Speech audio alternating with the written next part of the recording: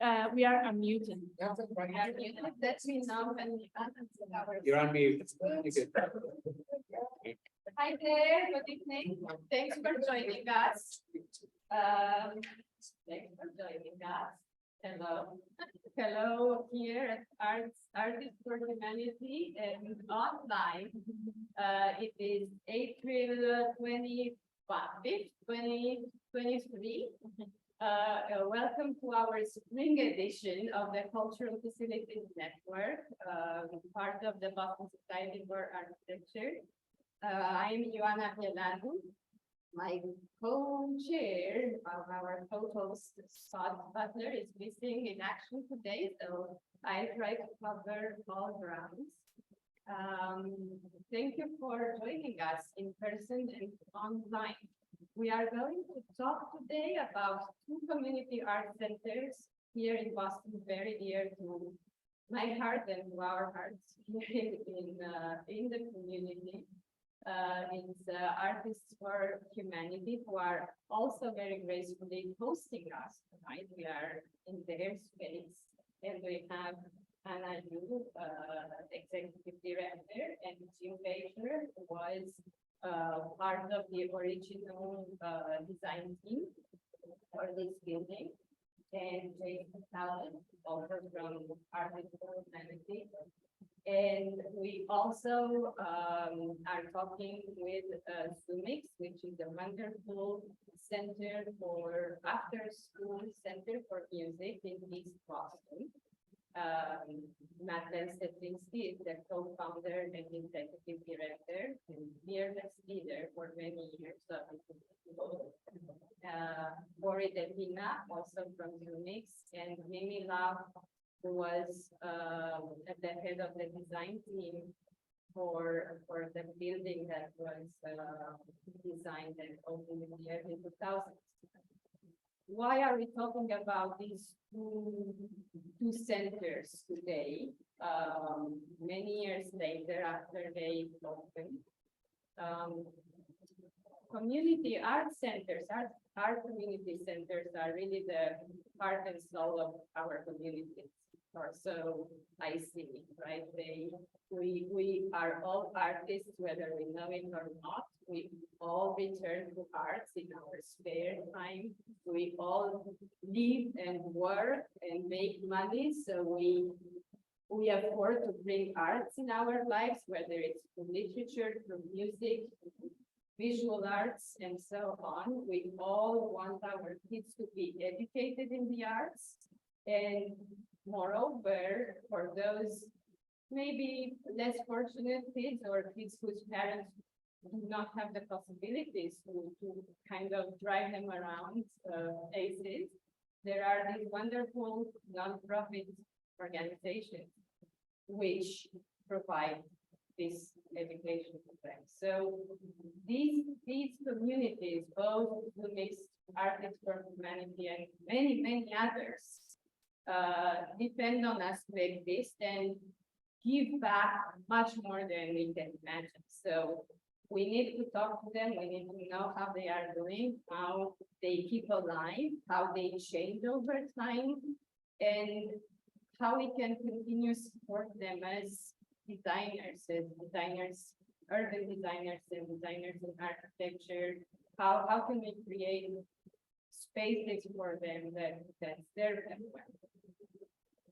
And with this in mind, I'm going to let's get started. As we have a few slides prepared that so they can introduce themselves. We are going to start with Artists for Humanity, follow with Zoomix. They will probably introduce themselves much better than I did, and then hopefully there will be a bit of a conversation.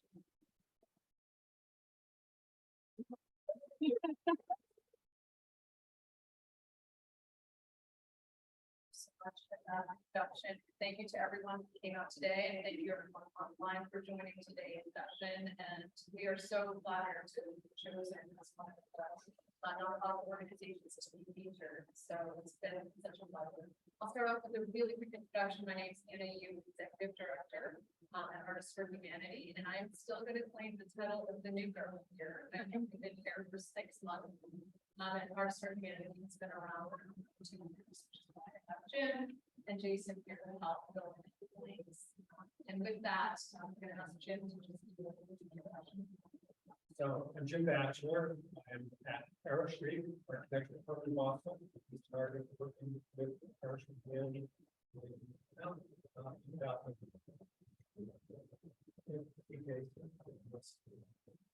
Shit.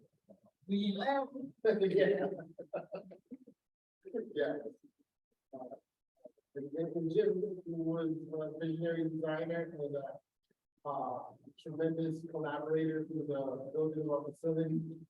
My name is Jason Talbot. I happen to be a co-founder of our facility. So 32 years ago, I was a young monk looking for a safe space where I could explore my creativity, and it was there. So, you know, let's see the Rogerson, Rob Gibbs, and a few others, you know, we embarked on the baby with PFH and providing opportunity for young people to Boston. So I'm going to start off by very quickly just sharing a little bit about PFH and the genesis. Some of what Jason just touched on, which is really about youth development. And one of the things I'll say about arts and humanity is that it's not just your typical program, it's actually employee teams. And it's this idea of power expression and development that we're really social achievement. So we really do focus on very specific population. A little bit later in the presentation. But the idea is that we're able to transcend racial, economic, and social barriers by bringing communities together. Our teams actually work on projects that are commissioned, and that experience, the creative expression, and professional experience leads them to life-changing. And with that, I'm going to actually have Jim share a little bit about the beginnings of this building. Sure. This building, as people maybe, is a rectangle, which is just to the left of this wall, and supplemental triangle, which was added in 2018. I will talk primarily about that which we know about, which is the original rectangle.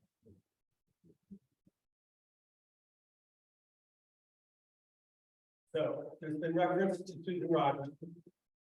Susan was back before AFH started, practicing artist with studio in South End. We took a teaching gig and went into the schools, met kids like Jason and others, and said, you know what, there's another way to do art, and there's another way to have a fulfilling, employable career. And let's see if we can figure that out. And it started as an idea. And person on the left in that photograph, Carlo Lewis, when we started, Carlo had recently graduated from architecture and came to work at Arrow Street as part of the architectural design team, and also worked as a contractor. So the idea here is to build on community, that as many people involved doing as much as possible for themselves. And that was the spirit of this. This is a picture of the steel frame rectangle. This wall, which I think is nice because you can visualize it as a very simple. It needed to be very simple. The budget was very finite.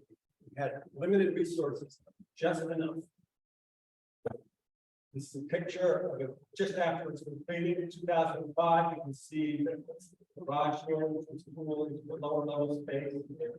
A little bridge across the entry. You can see the entry door at the end of the bridge. There was no canopy back there. Canopy was something that the building opened without and would eventually happen, but it could be done as a future project. And the dollars at the beginning were always were very tight, so there's a need to be really careful about every instrument. I like this drawing because it shows the basic program organization of the school of the AFH. The gallery is in the space at the lowest floor, or in part of it now, the addition on the other side of the wall is the same. Above it, workshops, and then the top, fine arts, painting, and sculpture. All of these activities. Were both creative endeavors and they were a way to support the mission. All of them made some contribution to the cost of keeping this going. And it's been great how successful it's been.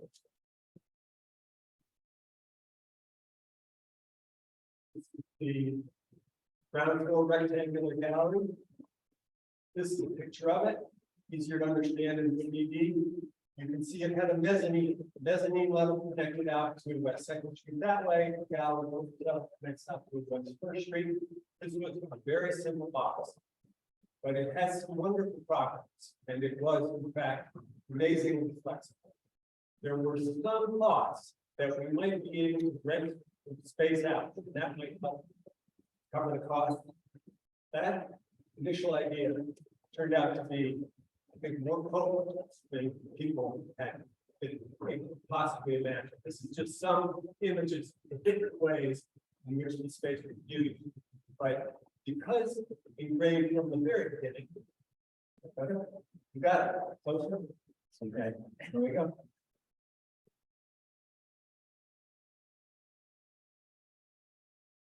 There were many different places and people that wanted to use this space. And they ran from individuals to corporations, nonprofit groups.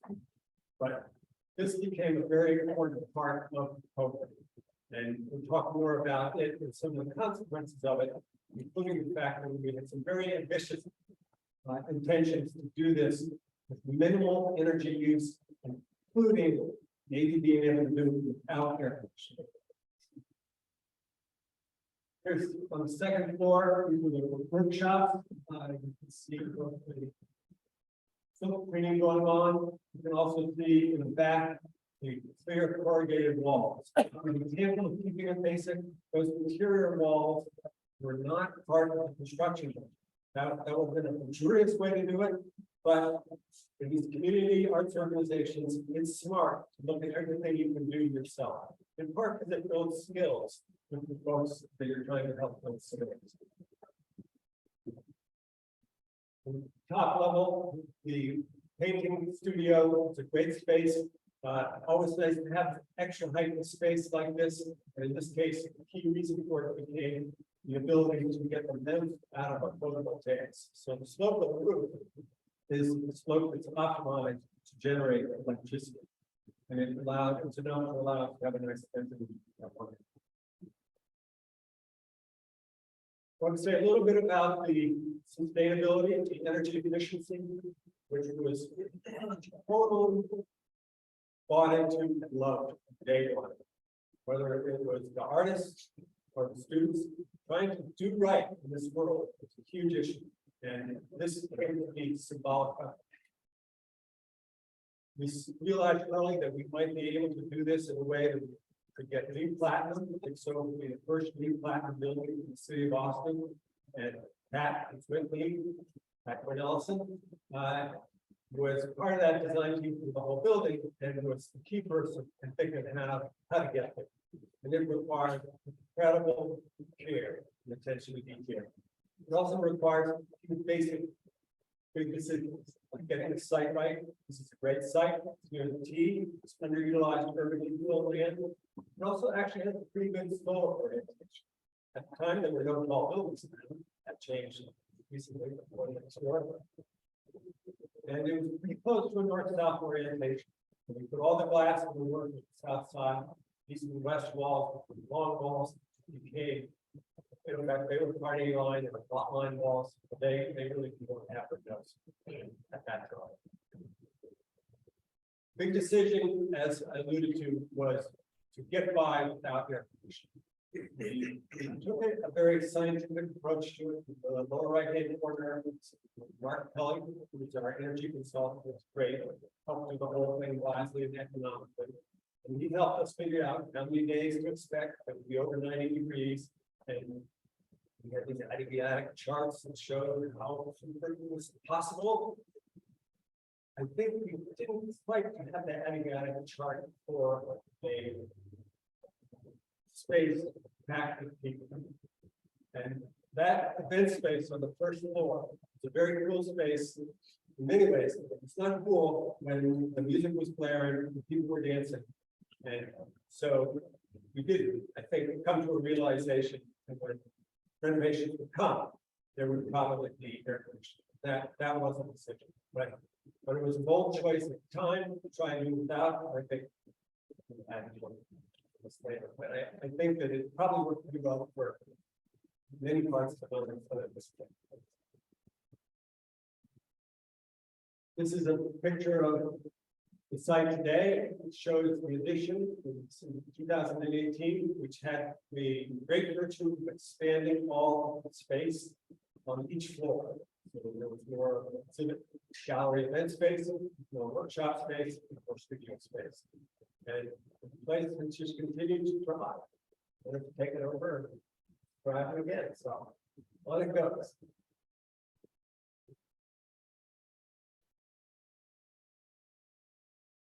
Thank you, Jim. So this is what AFH looks like today. In addition to this 2018 expansion that Jim referenced, which is actually the space where we are sitting today. We also house 7 studios. So Jim talked a lot about the environmental sustainability piece. In order for us to be financially sustainable, we also want to make sure that we are generating firm. And a lot of that is through the event space, but also through our second studios. So today, AFH houses visual art studios in photography, 3D design, printmaking, painting, video, creative technology, which includes animation and coding, and graphic design. So through the combination of those 7 studios and client projects where we do earn a commission on that work, plus the event rentals, we are able to achieve about 41% of our annual revenue is actually through earned, which is very special. And one of the reasons why when I first got introduced to AFH, I just thought this model was so intelligent and would really help us with and scaling. So this year we are projecting we are going to hire at least 375 teams. Last year we closed out the year with 337. And we do have a very specific focus. So we do the diversity. We have about 36% Black, 22% Latinx and Hispanic, 21% Asian, and 10% BIPOC. That is intended. We also are looking toward the future and figuring out how we can continue to expand. One of the ways that we do that is through mentoring our teams as they learn in the context of the membership. And one of the things that we also protect is that as they are working, we are able support activity. So one of the things we do is we actually have an education center, and teams are tutored. We actually collect quarterly report cards to interact and and if they are not, they are required to receive tutoring in that subject area. We also support seniors by making sure that they are going to do post-secondary support that they would like. That includes everything from touring post-secondary institutions, colleges, all the application process, financial aid, essays, and we celebrate. So to summarize our impact in 2022, we had record earned revenue, as I mentioned, about 2.79 million, which represents 41% of our revenue totals. And that's through the event space, which we had 180 events last year. We expect to do even more this year. And that was also through 470 projects. 117 teams participated in the AFH in their tutoring programs, and also did over 2,000 hours of academic coaching. The results actually are very much linked to the tutoring that our teams are spending That includes 98% of our seniors graduated in 2022. That's 45 out of the 46 seniors we've had, and we expect that 46 senior to be graduating this year. And 98% of our teams said, sorry, 96% of our teams that they are prepared for the workforce through their experience at age. And 100% that their studio work helps them feel really confident. So I think that's pretty telling in terms of the impact that age. However, there's always challenges, and it's one of the things that I believe CMX probably has quite a few similar challenges as the organizations have grown over the years, which include things like rising costs for facility maintenance and management. So everyone knows utility costs have gone up dramatically, repairs as well as just anticipating in the future capital. Wage increases, which is a fantastic thing, and providing a good compensation for our staff has been one of the things that Jason really focused on in the leadership here. And obviously, there's a bit of a crunch. You can't pay more. You can't also have to adjust for all of these additional facility costs without earning. So that's one of the things that we're really focused on is that we increase our revenues.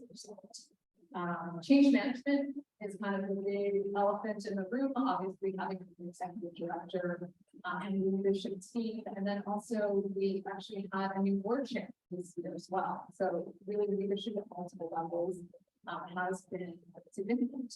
So we don't want to underestimate that as well as the new practices and licenses that are in place. And one of the things that we observed with our team participants is that retention after the pandemic has been a little bit of an issue. We are seeing on any given day, 20 to 25% of our team may not show up that day. So you guys have heard about the impact on the workforce of the pandemic and what does that really mean? You are thinking how we want to work. Well, teams are actually no exception to that. So you think it's hard for a team to show up to work? Yes, absolutely. And they're probably their first job. So in many cases, there are a lot of skills that they are growing and mindset that they are entering into. And we are really supportive of that, like retention stuff, like you're brainstorming a lot of solutions around how do we retain more teams so that they can have the long term. One of the things that we do want to celebrate and end on is just earlier this month, we had our very first Artopia. And yes, that is a 16-foot robot cat on screen there from our 3D studio. We focused on the theme of elevating team artwork, giving our community an opportunity to interact directly with team artists to see and experience their work. And so this included actually being able to control that 16-foot robot cat marionette. It also included buying team artwork that you can see on the right, as well as the interactive engagements, which you can see on the logo there. So with that, we think there is going to be an incredibly bright future and many more opportunities to engage our community, and we're so thankful to have the facility and space and all of our members. With that, I think I'm turning this over to me.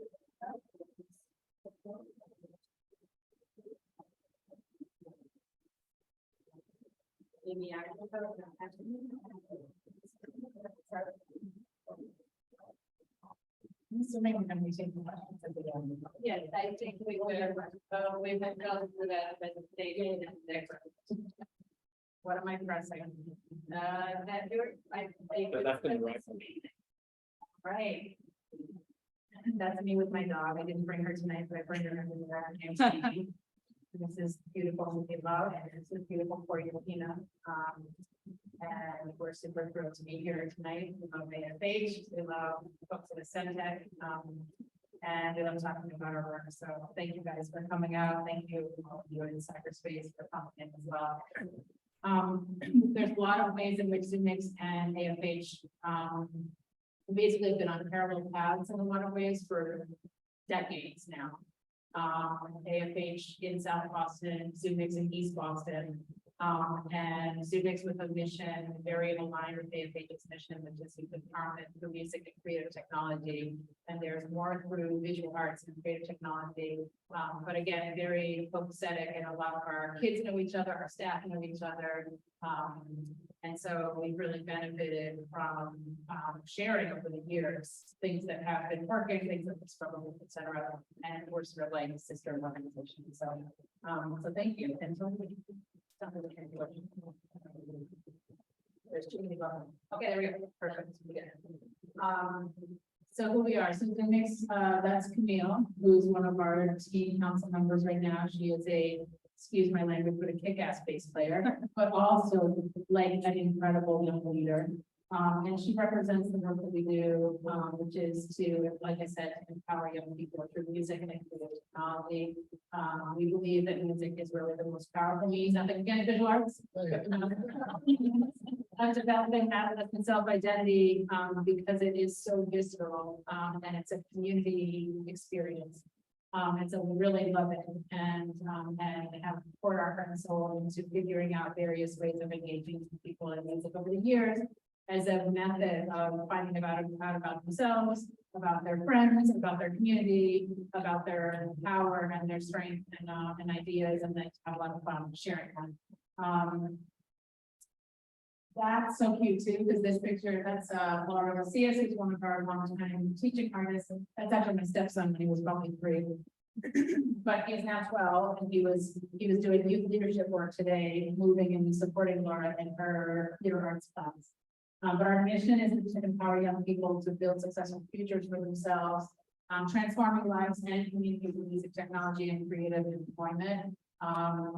The creative employment stuff is actually newer for us than it is for AFH. We've done it for a long time, but we're doing it with a passion now because our world is changing and our young people need to be able to be employable, and they need to have a sense of where they're headed at their age. So we have shifted, we've always done it a little bit, we've shifted more towards giving our young people the skills that they need to be employable both through us and outside. And that is everything from running live sound. I saw where this guy going. He just brought in a sound system. Our kids could do that. Our kids could do that. And so it's everything from running live sound to performing live to teaching workshops to etc. Like all different kinds of doing video, doing radio, etc. Go to the next slide. I'm actually we have 3 of us here, and I actually want to have Corey maybe talk through the program stuff. Corey is a longtime Zumix member. I love the fact, Jason, that you introduce yourself as a co-founder. And I feel like Corey is a co-founder, but it's not officially in his title. But Corey started at Zumix when he was 12. He's been along for the ride ever since. He's the director of programs at Zumix. Big round of applause for being I like him talk about our business. Yeah, you guys can read the text, to get an idea of what I'm going to. So I'm going to just tell you organically how it evolved. The idea is that we have 4 areas that are important to us: creative media and technology, instrumental music, songwriting and performance. And Sprouts came a little bit later because we started with teen programming, really prevention based. But we noticed that younger kids become teens. So you can start earlier. We started with what we call Sprouts for our 7 to 12-year-olds. If you think about competency areas, we focus really on 4 areas of competency. Personal development: can you eat? Are you healthy?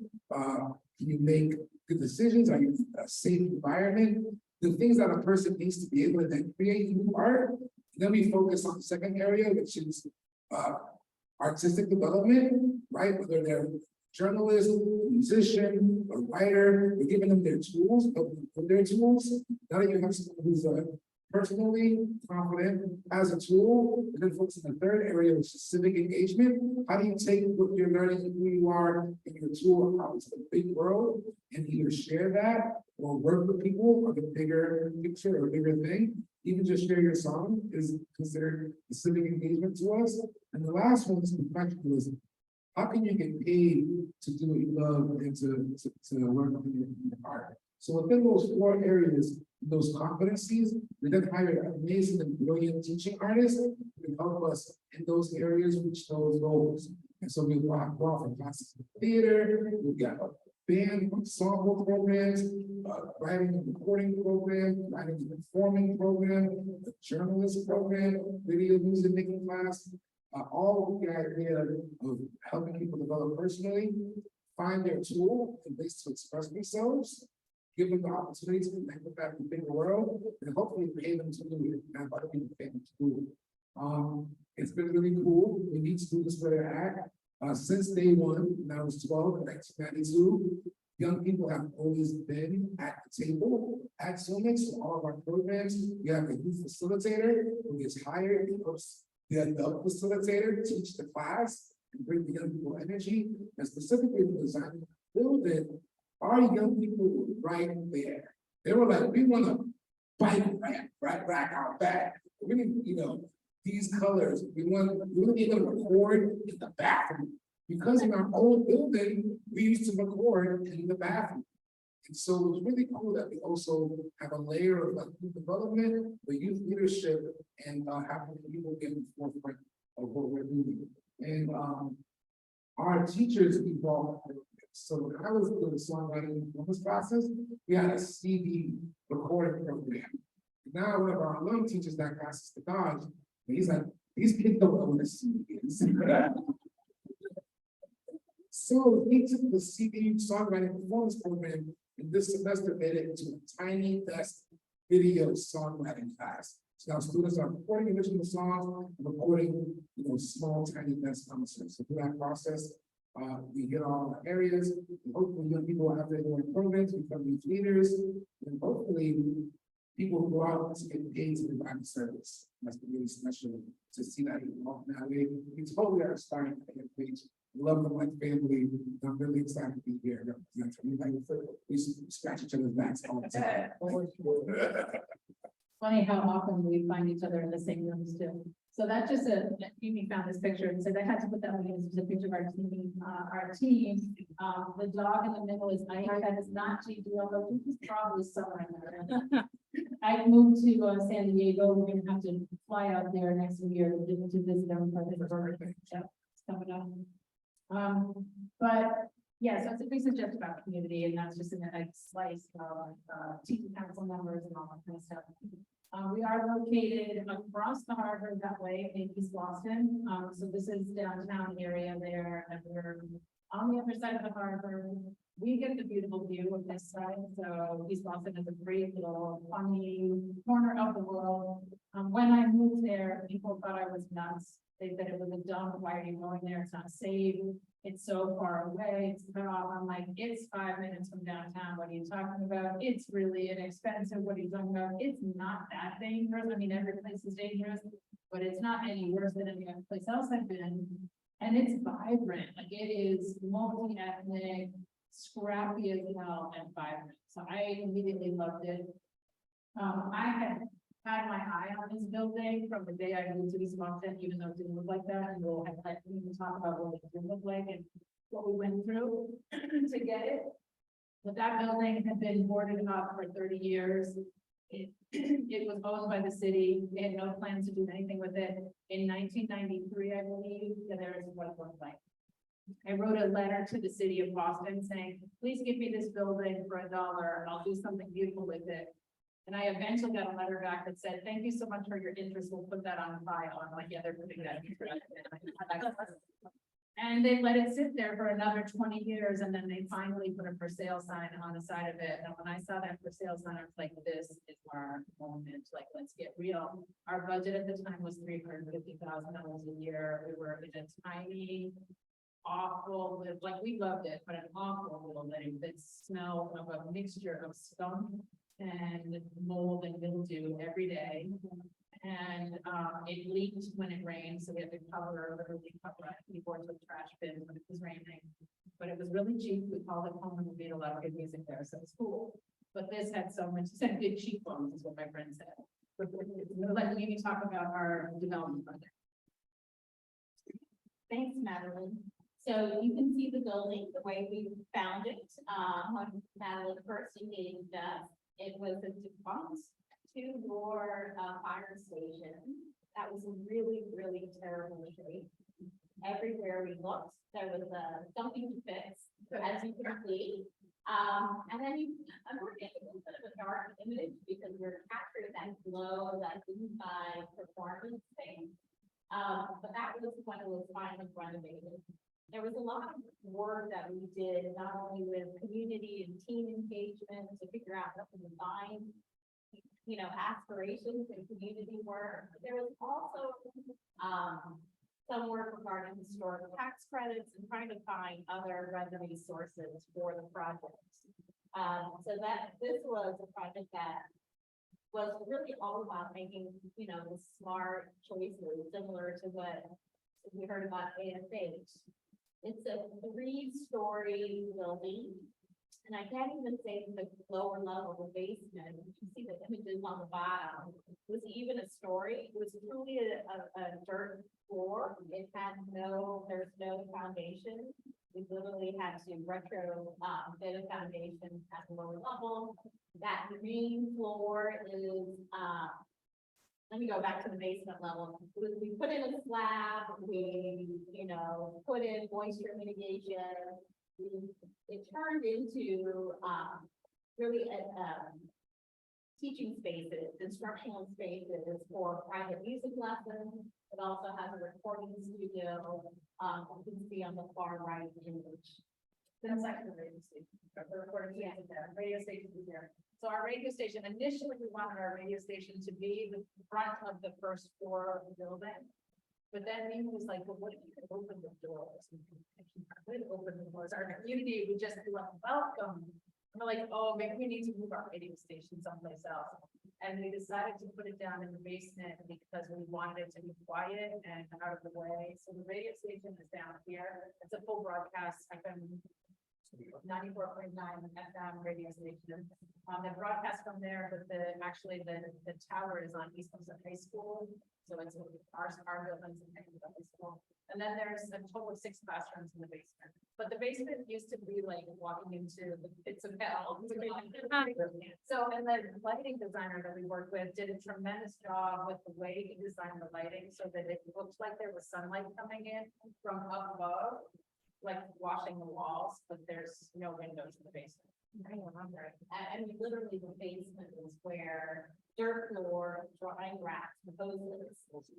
If you've ever seen that, it's actually pretty fantastic. But then the ground floor is the flexible performance space, and you can see the large, we had to rebuild those operable fire doors. We did find historic images. And had them recreated. They still operate and totally function. I'll hear more about that 12 years later. And then on the top floor, we have administration spaces and a recording studio, which you can see in the upper images. So a lot of different programming happening simultaneously. It's all about acoustic separation. We work with a Centec to really, hone in that acoustic separation. It's a pretty hardy building in terms of mass, but we still had to augment it in terms of design to create that acoustic separation between spaces. Okay, I'm like looking at some of the photos. And then the other key feature, there's so many aspects to talk about for this project, but 12 years ago, we were really focused on how to create a sustainability project that had impacted the community, that was also an educational component, but really wouldn't tax, the cost of the project. So we really focused on these 5 areas of, water efficiency, indoor air quality, energy use, material use, and living green by having a program that instructs the users, and it was a bilingual program, and we had translated in both English and Spanish. It was a predominant ethnic group that was involved in the whole program. And then more recently, you added solar panels on the roof. Some have you. Sure. Yeah, we were approached recently by a team of people who were interested in doing solar work in East Boston. And we had looked at this when we built the building and decided against it because our footprint isn't that big. The cost to doing it versus what would be the benefit didn't seem worthwhile. But the cost has come down tremendously, and then we had funders who wanted to fund the whole thing, and they're like, well, it's a no-brainer, then let's do it. But interestingly, so we did it. It's a pretty simple array of solar panels on the roof. But these are all the folks that we work with, and what was so cool is this was a test project for those partners, who then went on to be the main partners for Mayor Wu's new Solarized Easton campaign, which is really trying to get many buildings in East Boston, including at Massport, to solarize all their buildings. So we were sort of at the forefront of that and trying to model that for other organizations, to model how the financing can work, how simple it is to put them on your roof, and what a benefit that will be in terms of feeding back into the system. Yeah, there's a kind of cool little app that you can get that we have access to bringing that up on like a big TV screen in our middle of our living room area that is really showing us like how much energy we've saved and what that would mean in terms of how many trees we've saved, all that kind of stuff. It's very practical, but also designed to help young people really think about their, also that continues to be the educational component. And everything, this is amazing. Our shows. I will say, we heard that you guys reached, platinum lead, and we were like, well, but it's impossible to do with the building that we had because it was a retrofit of an old building, so we couldn't do it. But our kids were happily competitive with AFH, and like, what can we do? So our initial goal was to get silver lead certification. But we worked really carefully with Mimi and our team, and we ended up getting gold certification, which we thought was really excellent for an old renovation old building. And then really the takeaway from that is that to not including staffing and not including other maintenance stuff that we could get into, but the general operations, utilities and operations of our current building, which is 9,000 square feet, costs us less than our 3,000 square foot older building. And so it is actually super efficient to run and very comfortable spaces to be in. So we're thrilled about that. Facilities lessons learned. There's lots of them. I think the big thing is that, well, two things. Owning a facility is like all of a sudden you become an adult as an organization. Am I right? Watching Jason's face like, yeah, hell no. It's a big responsibility, but with that comes freedom in a lot of ways. Like you can use that building how you want to. You, like during the pandemic, the whole world shut down, including us. But I have colleagues who were paying $20,000 a month rent for buildings that they couldn't use because they were in a lease and they had to. And I kept thinking, who on earth is funding you that is okay with the fact that they're giving you $50,000 or $100,000 to just pass on to your landlord with no benefit programmatically? So we pay ourselves rent, and we were like, well, our building isn't being used right now, and so it's sitting pretty much empty. We go in and use it a little bit, but it was no issue. Our kids followed us into the side of the world. When they came back, we came back, and that was very beautiful. Like we weren't worried about being priced out. We're still not worried about that. But it is expensive. It's expensive. You guys keep this building. You use this building differently than we do. So this is gallery space. It needs to look beautiful at all times, and it does. Every time I come here, it's clean, it's freshly painted, it's gorgeous. Our building, of course, we beat the hell out of our building because it is used every day by lots of kids, starting at age 7, or even last week with camp, we had 5-year-olds in the building. That was crazy. We're going to try not to do that. And then all the way up to teens, and the usage is it's not abuse, but it's heavy use. And so it is, kids hop up onto the windowsill and put their feet on the walls, and our whole wall is covered with footsteps or footmarks. I'm like, awesome, gotta paint someday. And yet the decisions we made about products to use, we have a bamboo floor, hard as a rock. It looks great after 13 years of use, and we're dragging chairs and equipment across it all the time. Kids are in and out. We have salsa nights and high heels dancing. It looks great. We have a fourth floor on the second floor, that's also looking beautiful, with the exception of certain areas on people's desks where we understood later that salt from the snow was sort of, not so good for those floors, so we had to be a little bit more careful with boots. And then in the basement, we have a rubber floor. So there were just really good decisions that were made that have stood the test of time and like use on the verge of abuse, but not really.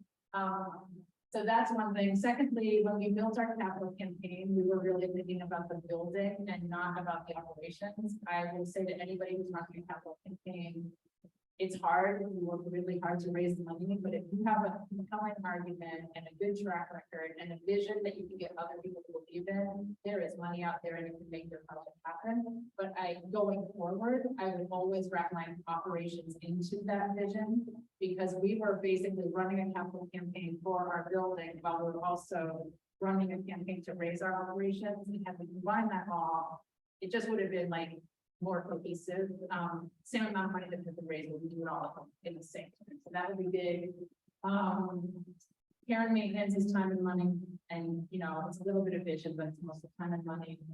Currently, we do not have a facilities person, so you're looking at one of them, and there's another one right here, and then Chrissy, who's our business manager, is another one. And we literally like have a spreadsheet where people just email, and they see that a light bulb's out, or see that something's broke, toilet's not working, or we just had a leak in the back, like in the back hall of our building. That was a very weird little thing that we figured out what it was, but those kinds of things take time, and somebody's got to be responsible for keeping it up, so it takes a lot.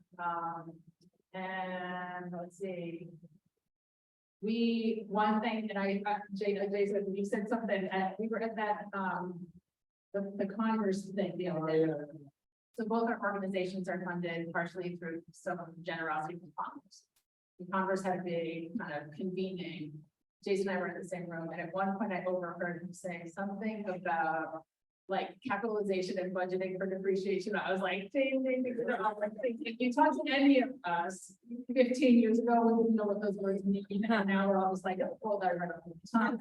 That means, but we have learned again how to be adults, and we have to budget for depreciation so that we can fix things when they need fixing. We need to capitalize our organization so that they are strong in the future. And you need to be able to articulate that to funders so that they understand that, yes, you might have $1 million sitting in the bank, but you still need their $50,000 to run your growth. Because we need $1 million in the bank, because our elevator could go, or whatever, like our equipment could go, and those things cost a lot of money, and you can't be messing around with trying to raise that money at the time you need it.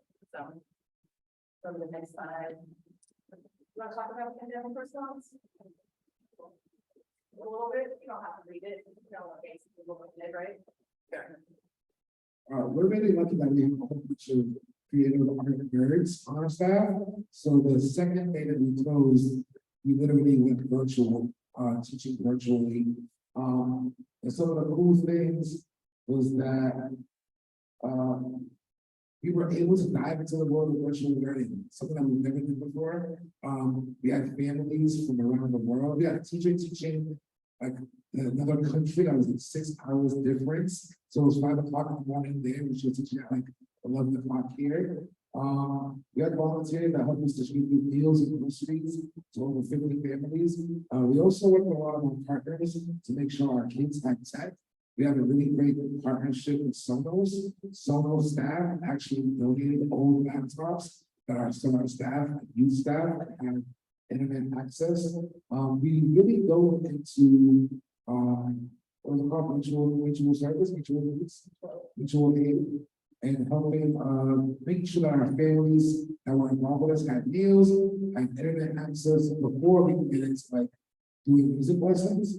And it actually worked really in terms of teaching online. Music does work, teaching online. The only thing that doesn't work is playing together. So we went very like a studio. Everyone would add their part. You add your drums, you add your shaker, you add your singer, and we see what we come up with when everything is done. We were really happy. We were able to access over 235,000 city and state level relief funds distributed to our families. We also helped a lot of our families with rent relief funds, and helping our families, stay in East Boston during the time they couldn't do work. A lot of our demographics were frontline workers. So having something for their kids to do was really important. And I think, just to add to this, our tech and just in general, Phoenix is a very tech needy organization. So it was really important to us when we designed our building to have like a studio that would work. Our whole building is a studio.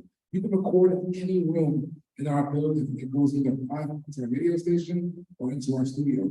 Our back hallway is a natural reverb echo chamber. So when we're teaching kids about reverb, and capture sound, we just walk into the hallway, plug a microphone, right into the wall, there's a studio at the top, and people can really see it. So I feel like the combination of meeting our students where they're at has always been a philosophy. We know that going to pandemic was a mutual need, but at the same time, we have like so many nerds. And so I say that in a good way, who make things work both in our space and when we're on. So I think we're very happy with that. I think this might be the last slide. Like I said, when I first was here, so East Boston was 33 years ago, people thought I was nuts. And now people are like, can you help me find a place? Like, yeah, more we can here, sorry. It has become extremely expensive. It's become, I mean, there were some things saying that it was, I believe it is still true that it is the neighborhood that has had the largest rise in both rental and sales costs of both residential and commercial property. So it felt like the gold rush for a long time in East Boston, which is actually disgusting, but there were so many people there just trying to house people, flip buildings, like figure out how they were gonna make their millions out of a beautiful neighborhood that was famous for doing that. And that's a story that has happened all over the place, but it was weird to think that we never believed that would happen in East Boston because we also 2/3 of our land mass is Logan International Airport. And that comes with a certain amount of just industrialness that isn't so great. Plus we're cut off from the rest of the city with the harbor. So we thought that would buoy or like buffer us for a long time, maybe forever. And unfortunately, everything else got so expensive and that got really sexy. So they came, they did their thing, and it's, yeah, so the big things right now that we're really working on, again, it goes back to the cost of housing. We are part of a whole network of people who try and find apartments for each other, and we do that constantly, and try to help our staff figure out what their housing needs are gonna be so they can stay in power. I never thought I'd be worrying about that for my staff, I thought I'd be worrying about for my participants, and I remember that moment where it's like, oh, no, if I can't do this for my staff, we're screwed. So back to one of the things, Anna, that you shared, salary parity and equity has been at the forefront, is what keeps me up at night. We have worked really hard to increase our budget so that we can pay our staff better, so that we can retain the incredible people who have worked in our organization for years and decades. And they're talented and they come with real roots in our neighborhood, real skill set to share, and real sort of passion for the mission. So we want to keep them, and we have been working our way to try and increase salaries and increase our benefits and treat our staff well, so that it's not just a nice place to work, but it's an excellent place to work. So we're really cool with that. There's some slides right there just to give you a sense of the place, and I think we should show you this. You guys probably have some questions. I hope you do. Yeah. I just want to add that as we grew, we were very lucky that we thought about our spaces being multiple use. Like our guitar room ended up being a group guitar room, a practice room for other things. And same thing with staffing, we didn't think that we'd be hiring as much staff. So now we're also figuring out, like, can we get small desks so that staff can have their own spaces, we get more room. So just keeping, like, we're very lucky we can multiple use our spaces that are there.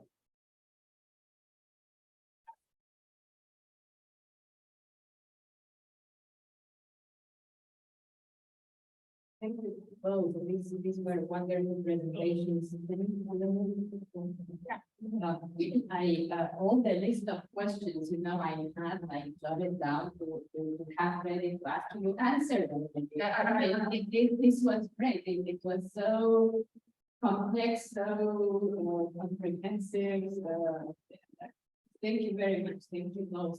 Let's see if we have, I'm gonna start with the chat, and maybe I have not said so at the beginning, if people have questions and if they are online still with us and you want to type them in the chat, I'd be happy to. No, There feel are free. 5 people on, but most of them. Feel free to type them. Meanwhile, are there any questions here? I can pass the microphone. Yes? I'm Abigail Norman, the director of the School of Applied Arts and Friends with, both of these great organizations. I have a nerdy question and kind of riffing on what you mentioned just a second ago, Corey. One of the things that we often don't talk about is our staff when we think about designing buildings.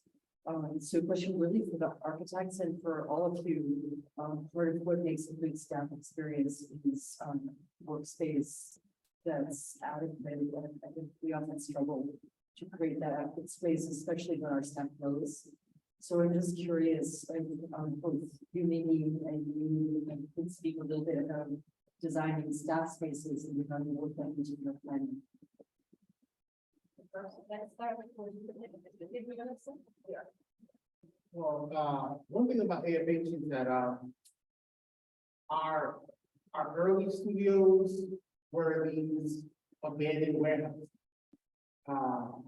Here in South Boston, there'd be an empty wallpaper factory or a horse stable. And artists would move in because these spaces were built to make stuff. That's what artists are doing in their making art. So we just needed space. We needed a big barn, the big pillars, and the more space, the better. As artists, flexibility in space, like the point was alluding to, is ideal. It allows us to, make any project that our imaginations can dream up. So we wanted flexibility in our space. We also liked community. So we kind of had that open office thing going on before. It was like a movement in office architecture. And but it was really about us being able to convene, about us being able to transform the space. And what that also led us to is this event space that is transformable, so that our guests could come into the space, they can change it to reflect their vision. So these white walls, when you shine a blue light, all of a sudden you have blue walls. And so people had this freedom and this ability to affect the space, change it, manipulate it. And I think that's what we were looking for, was a bit of freedom from the design. Well, I'll just say, I think that there's no exception to needing to talk to people who can be in your as best you can. And people, we have a pandemic experience. We know what it means for people to have life outside of work where they don't actually get to work every day, but they're still part of the place. The space and conditions are absolutely huge for that. And I think talking with people is absolutely a barrier. And I just moved things go way back, but when they do studies of whether people like the space they're in, the single biggest predictor of life is when they get inside. Oh,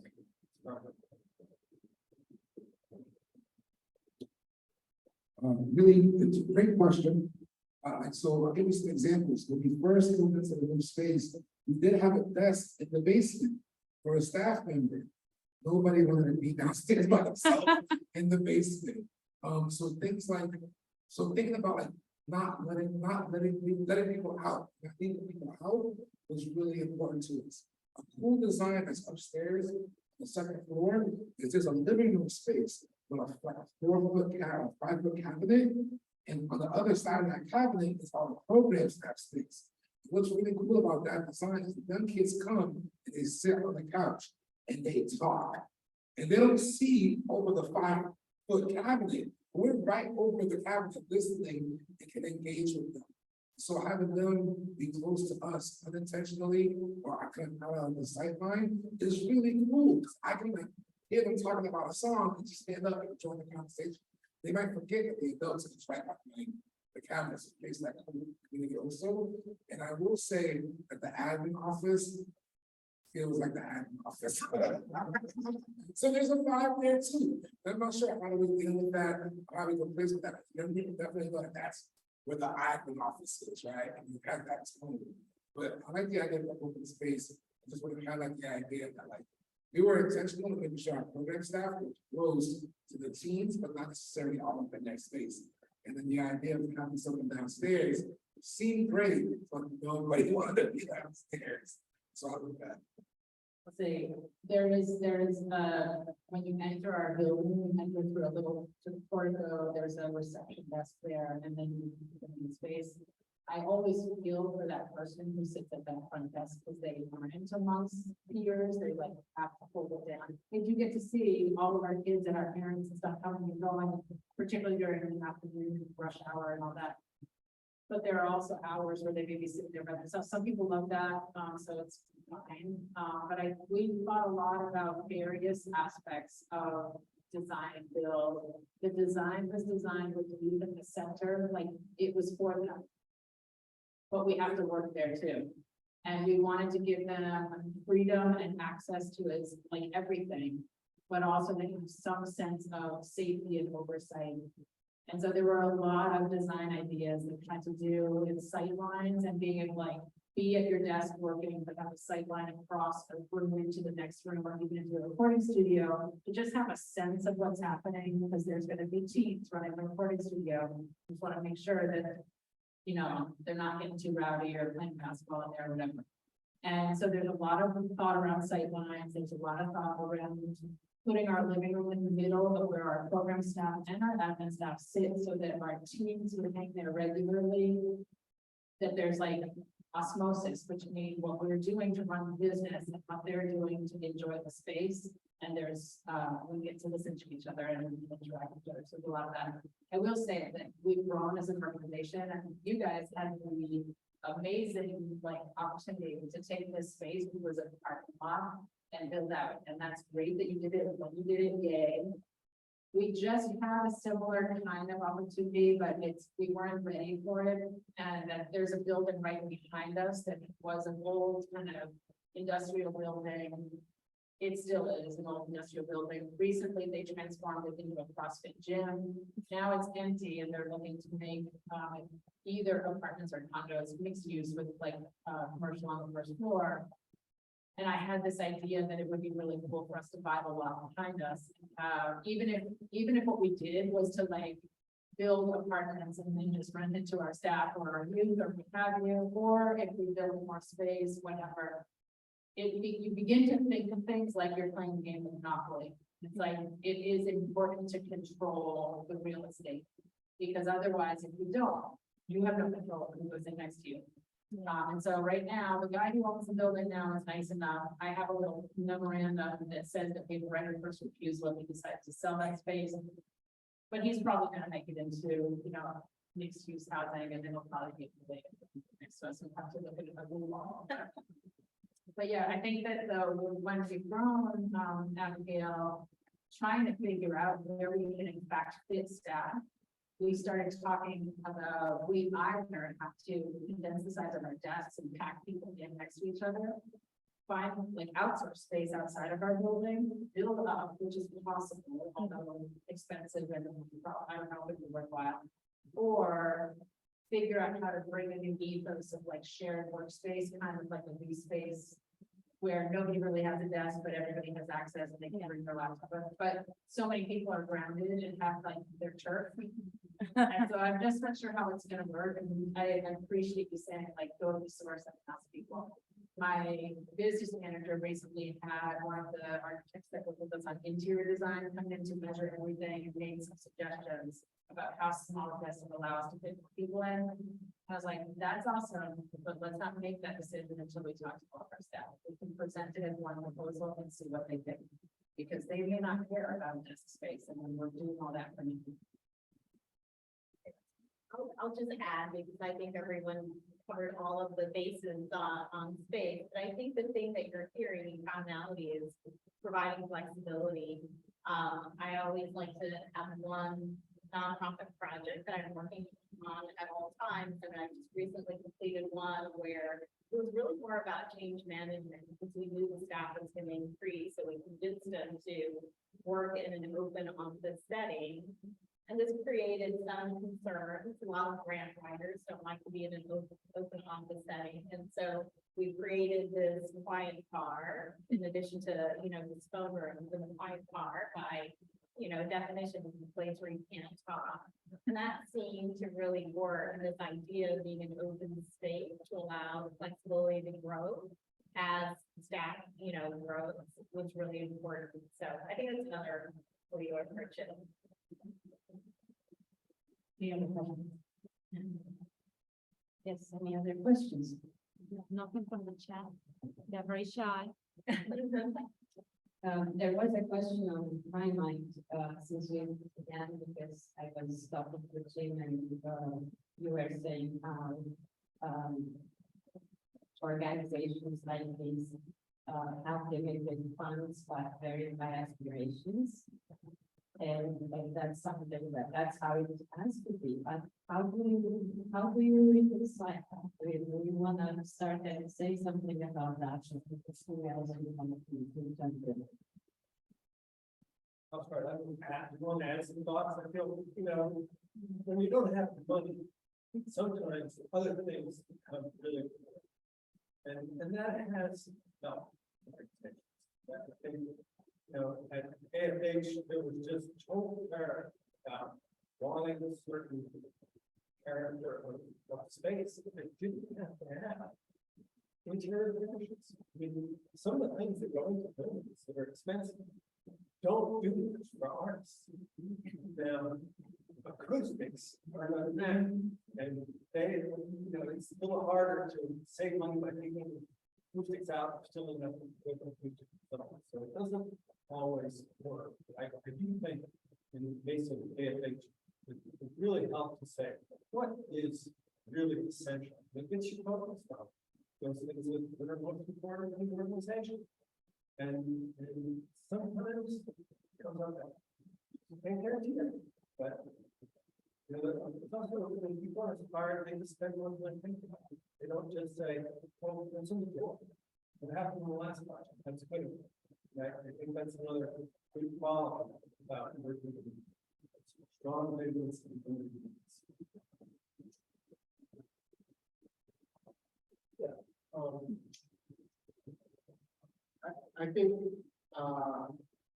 for us, I love that material finish idea, because we have polished concrete floors, no color, no blue, no color. It's just a place where you're painting, so you want the paint falls on the floor, that's ideal for us. I'd rather mop the floor than have to vacuum it or shampoo the carpets. So for us, there's a certain beauty in a blank canvas that we can then decorate with art. So, cutting that form of interior finishes, spraying acoustic sealant on the ceilings, and making everything look nice. Like when we walked into those empty warehouses, artists, we saw that empty space that would allow us to be sheltered, this safe space that we could do creative things. Those spaces were so beautiful and so gorgeous to us, but they were ugly and forgotten by everyone else. And so a roof over our head, we could congregate, we could invite each other, we could build community is so essential. So it was more about the community that we could invite into the space. It was about the art that we could make in this space, the beautiful things that could come to life, than try to make this space look good. And I think inadvertently, we end up with this stark, stunning, beautiful space as a result. And everybody comes in and they're so happy to see this is our rental space with our concrete floors. They would rather rent this space than the hotel with the ugliest carpet. So yeah, it's just interesting. I want to reiterate some of the things that I was in excited to, which, I think the choices that we make need to come from individuals. So, and what I mean by that is, as a nonprofit, you're always not gonna have that money, like, that's just the part of what you expect. So one of the things that I thought was really helpful as the new person on the team was that I did one-on-ones with every single staff. I spent time in every single studio. I really wanted to understand what were the points within the organization. And interestingly enough, that open space that Jason talked about, Jim talked about, the downside to that in this evolving world of hybrid, just as today, we're seeing that hybrid. People said, where's my conference room? Where's my Zoom room? We have none of those. It's just all open space. So everyone can hear everyone's conversations anywhere within the page. So I remember my first week here, I went to have a confidential conversation about someone's contract. And I said, well, do I do this?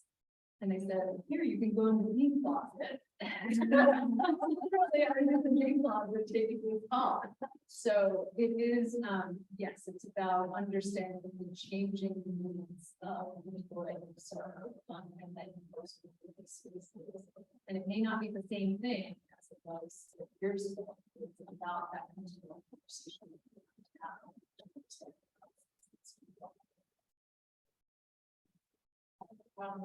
I always love coming to AFH to do a kind of comparison between spaces because, like I said, I love them and they love us. It's always really fun just to think about decisions and design decisions in particular.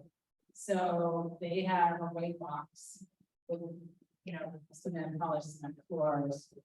That is perfect for visual art, and it's amazing to every time I come in, there's a different exhibit, and every time I come in, I'm just like, oh my God, let's just go like right up to every single thing because it's like magnets. The acoustics here suck, and everybody knows it, and it has not prevented from having the best parties and so many people renting this space all the time. But it prevents us usually from renting this space because acoustics are really important in what we do. And so unless we're doing like long note operatic stuff where we just carry and the vibration can be actually good, more often we're doing something that's percussive and, it just would be a mess in here. Where you come to our building, we spend a lot of time thinking about acoustics in various ways. And I'll say you want to work with us. One of the ways we worked around the we don't have enough money is you sweet talk every single person you possibly can find, especially if they've got skills and you're like, please come in home, just come for one day. And then it's like, I'm falling in love with us, we're gonna trap you. 5 years, we're still like trapped, right? And it's amazing. And Mimi gave us so much more than she was paid for. And we had a team of people out of necessity. So going back to the when you don't have enough money, necessity builds genius because it's like the whole concept of how to make $1 out of 15 cents. It's like, no, we are going to figure out how to do this and we don't have the money to do it. So we have to be super creative. And a lot of the answers that AFH has in this building are very clear of how they got recycled materials and other kinds of cool stuff to bring stuff in to make it pretty but inexpensive. And similarly, I think we were able to bring in so many people with so much expertise who just gave us their time for 5 years of design build stuff. I will say every time I come here, I'm like, should we do that first floor, right? This is awesome that you can change your space so much with lighting. And right now our space is painted a kind of Go back. Oh, it's yellow, mid color yellow. And it has a black ceiling with all black equipment on top of it. There's part of it. And I always think about we've been in there 13 years, the walls are a mess anyway. Should we paint it? Should we go white? And every time I come here, I'm like, so, but then actually we do white with black ceiling. It's really not going to do the same thing. And we don't have much wall space, it's mostly windows, even though it's second level, okay, so. Anyway, it's very fun to like, Warm, I get. it is warm, no, it's warm, but it doesn't have the same kind of flexibility, so when we haven't had events where we like bring in fun lighting, and it doesn't cost right now. So again, the concept of design and what you're designing for is really interesting when you're thinking about choice. Any other questions? I want to say that handsome gentleman in the back right there is Paul, who I worked with before I ever started doing this. I'm so happy to see him. I used to work for an architect many years ago. I was like the person who got everyone coffee, organized the softball games. Yeah, that was my very first real job. Oh, nice. Lots of fun. I was curious about the architecture, you know, when you get input, we want our bathroom to be a boarding studio. You know, we want these colors, you know, how do you take that kind of input, which I think is really underutilized stuff, that empowerment that you can give teenagers, you know, this says color, that sort of thing. How do you what's the process where you take that input or seek it out? Especially if you don't think they're. Yeah. Say that to a team. Yeah, I mean, this is a project where we definitely had input from teams. We hired 4 teams who were part of the team the whole way through. And I definitely remember moments that were cringy, not to, but at the same time, they were really great, you know, great input, great insights that made us think a little bit harder.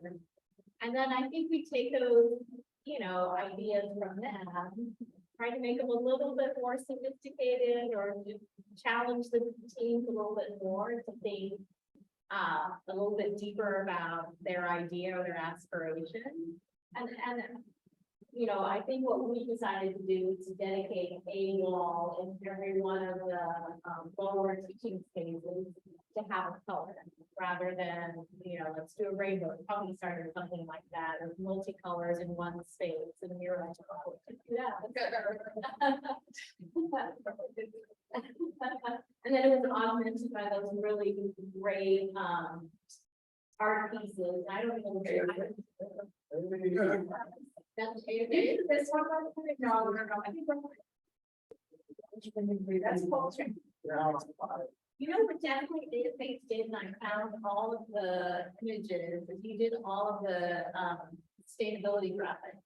Ah, Printed them, installed them, and so that, so there was collaboration back in the day. But I hope that answers your question. I mean, sometimes it's really, you know, daunting when you get the feedback you don't want to hear. I'd also like to challenge my team in particular and say, there has to be something that we can do with that idea and make it better. And so that's the fun. My assumption is any architect, unless you're designing your own home, has to deal with that issue anyway. Because you're dealing with clients who probably aren't architects, which is why they ask you to help them.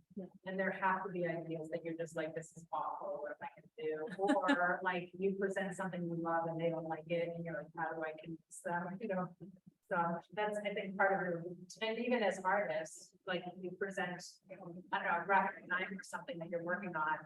I think it is challenging to have those conversations, particularly around someone's art. To say like, well, I like this about it, but like, I'm not sure about this part, what can you do differently? You have to be sensitive to like, it is somebody's creation, and at the same time, like you're. I think it's important too to like, if you're not comfortable in that area, to seek other people's advice. Right, so I kind of remember as we going in, very rock and roll, very real, like a concert venue. If we had met someone but doesn't, if this didn't have that though, it would have been really tough. I think if you're not, you know, rock by yourself, maybe working with someone else who's working in a concert venue or a different kind of area, or if the kids are all about sports, you're not a sports person. It might be worth talking to someone who designed a sport place, just, you know, necessarily close everything out, but try to get as much information you can to meet the young people where they're at also. With their ideas, you can easily be like, I'm not gonna go to the pool, I don't know anything about water. instead of finding out about water and then compromising and building a kitty, right? Type thing. We ended up, so. We actually had. Carlo Lewis, who was, I went to junior high with him, and we went through the AFH program, and we were about to graduate and go off to college, and they say, Carlo, where you going to college? Well, he asked me, and I said, oh, I'm going to art school, I want to learn how to paint.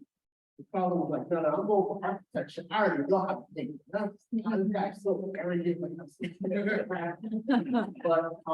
but he did, and then he got to help build Boston's first platinum certified building. And when we did, we actually opened an architecture studio and had him work as a mentor with the teams on building out architectural features and like building models and, of course, some of this was, to educate our teams and enrich them, and maybe not all of that and what ended up in the building. But a lot of, for sure, some of them did, and these teams found out what it was like to build a building, what it meant to be an architect.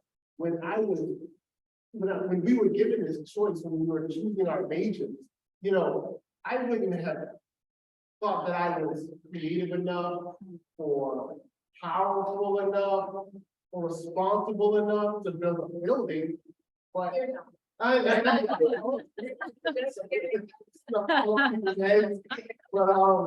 but with these kids, they did. We found a love for architecture, and some of those teams ended up architects of the day. So I think it's about asking them for their opinion and advice. We can use it or not, but at least if they're part of the conversation, then, everybody's better off. Yeah. Hi, I'm part of the architectural team that did the original building. And one of the strategies that we had for the kind of people that you're talking about is that we gave them specific areas where they can have an intervention, recommend artistic intervention.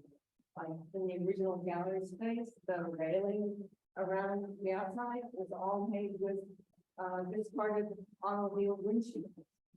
Was designed by an artist. And one of the other areas was the bathroom partitions, the partitions in the bathroom. Definitely not what I would have designed, but they went to town on it. And when you give them something to do, then they're distracted. I will say, guys, that we now are 13 years into our building. I don't know how long we've been in that one. Yeah. About a little longer, 18 years. And there are things in our building that are starting to fail, so it's no longer than new construction. It's like a 13-year-old heavily used construction. And we've had some issues with our HVAC system, so we waited 9 months for a part during COVID to arrive from China probably, or something, I don't know, but it was like we were utilizing our system in a way to sort of make up for that lost part during that period of time. So that was weird. And then recently the seals on our double pane windows are starting to go. And so we've been replacing one. And 6 months later, we're replacing another one.